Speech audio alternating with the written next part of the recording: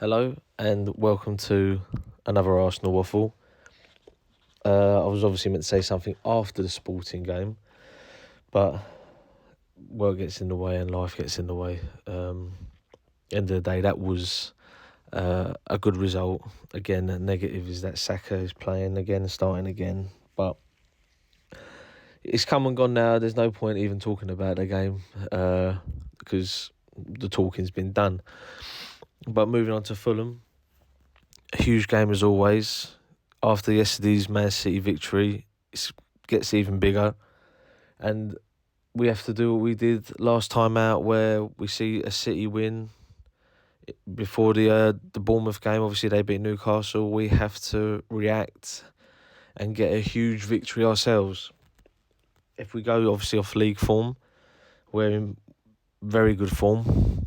And no matter what's happening right now, we are doing very well and reacting positively. But going away at Fulham, they've had a fantastic season by their standards. They used to be very good under Roy Hodgson, under Jean Tigana. And when it started to fade, and Rennie Meulenstein and Martin Jol and the rest of them, they came back, did as best as they could, gone down. And they've come back so well this season under Marco Silva. And that's where the worry lies, They can upset. They've done it to Chelsea and, in recent weeks. And I don't care what you say, Chelsea is still Chelsea. And that, again, it's not a ruckus crowd there. It's a very nice crowd.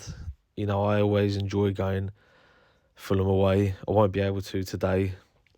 Even though I have a ticket, I'm not able to use it. My sister's using it.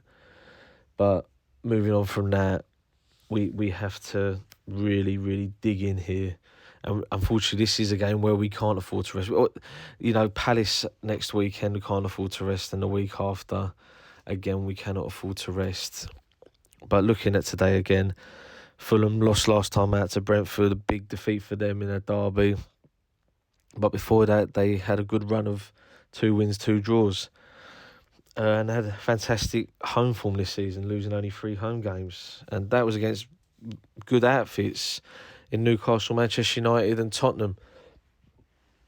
And I will say good because in comparison to the rest of the league, they are in the higher part of the league. So you have to say they're half decent at least. And also, familiar faces knocking about Craven Cottage with Bernd Leno, Cedric, who I doubt can play today. I don't think he will. I don't think he'll be allowed to. And a name where he's almost revitalised himself there after being a complete embarrassment joining us, and that was Willian.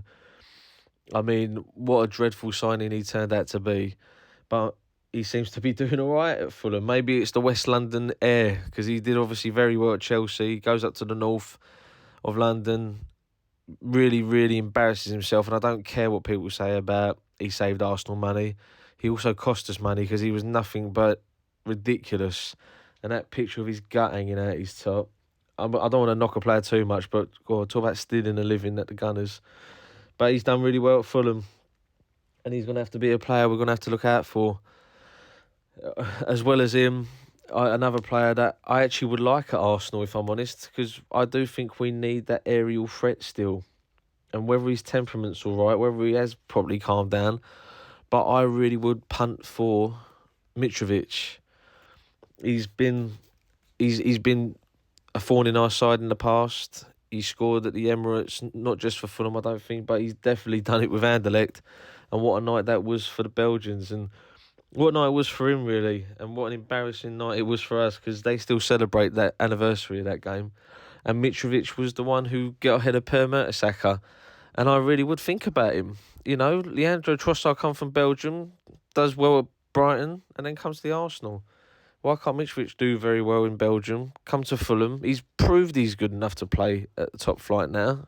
He was definitely good enough to play in the Championship. Like Newcastle, maybe not so much compared to how he's done at Fulham, but I really would think about it. 28 years old. I think he's worth a punt. And we need someone who's got that threat, who's got that power up top, who's not just a runner. Looking at ourselves, is Jesus back in the squad? I've heard he could return today. I thought he might have done at Sporting. I wouldn't have gambled against Sporting Lisbon, but why not?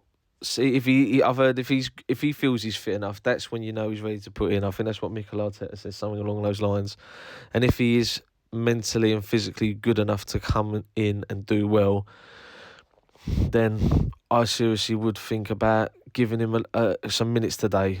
Whether you start him and give him 60 minutes or whether you bring him in for the last half hour, it's tough to do that with a player. You know, it's not going to go too well, and he'll just be delighted to go back out there after a fair few months out.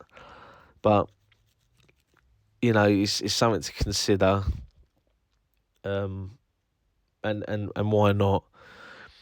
But then again, you don't want to risk injury again.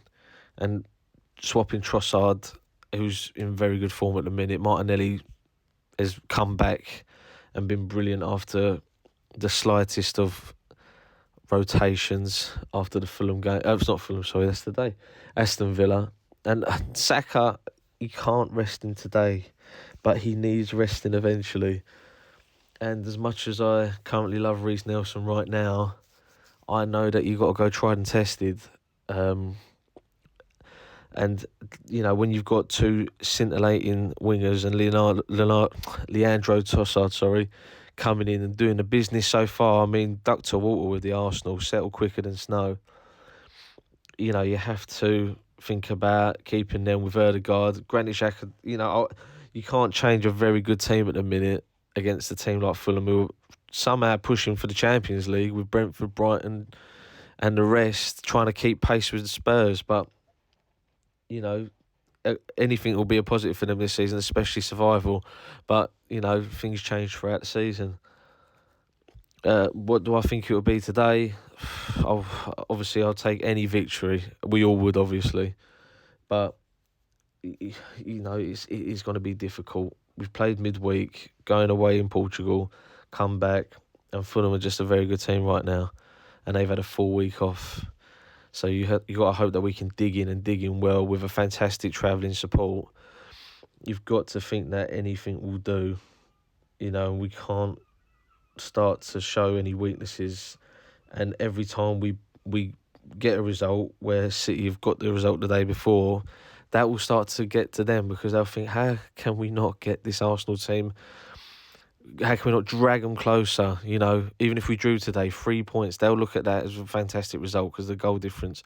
If the unfortunate happened, they'll think 2 points, brilliant. But if we keep digging in like we did last week, like we have done in the past few weeks with the Villa result, you know, why can't, you know, it will work the other way, because they'll start, all right, they'll say, oh, they're tried and tested, they've done the course, they've done this, blah, blah, blah, I don't care.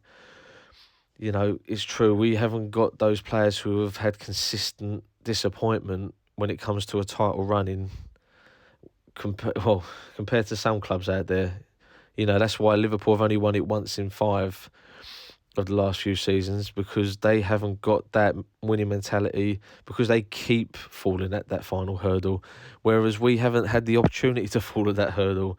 And that is where that mental positivity that might be coming through, it could be, yeah, we're playing again, it's another 90 minutes and we're digging in and we've got the result and we'll move on to Palace next week on Mother's Day.